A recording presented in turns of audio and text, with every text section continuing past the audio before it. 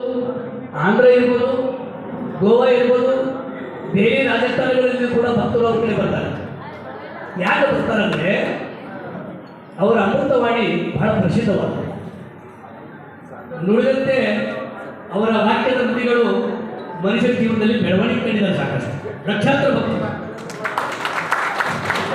ಏನು ಎಮ್ ಆಗ್ತಿ ಹೋಗೋ ಆಗೋದು, ಎಮ್ ಆಗ್ತಿ ಹೋಗೋ ಆಗೋದು, ಅವ್ರ ಬಾಯಿ ಬರ್ಬೇಕು. ನಾವಾಗಿ ಕೇಳಿರಲ್ಲ ಅಥವಾ ಎಮ್ ಆಗ್ತೀನಿ ಅಂತ ಹೋಗಲ್ಲ, ಅವ್ರ ಬಾಯಿಗೆ ಬಂದಾಗ ಅವ್ರಿಗೆ ಕಾಣ್ತದ ವಿಷಯ, ಮಾತುವರೆಗೆ ಕಾಣ್ತದೆ, ನಮಗೆ ಕಾಣ್ತದದು.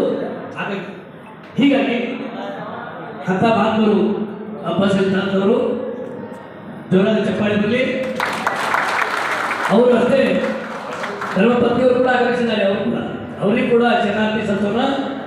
ಅವರ ಭಕ್ತರು ಕನಿಷ್ಠ 3 ಟ್ರ್ಯಾಕ್ಸ್ ಬಂದಿದೆ ಈ ಸತಿ. 50ರಿಂದ 60 ಭಕ್ತರು ಇದ್ದಾರೆ ನಮ್ಮ ಕಡೆ. ಗೋಲ್ಮಾರ್ ಕೇಂದ್ರದಲ್ಲಿ ರಾಯಚೂರು ಕರ್ನಾಟಕದ ಯಾವ ಮೂಲೆಯಲ್ಲಿ ನಮ್ಮ ಕಾರ್ಯಕ್ರಮ ನಡೆದ್ರೆ ಅಪ್ಪಾಜಿಯವರಲ್ಲಿ ಇಲ್ಲ ಆಗೋಗಿದೆ.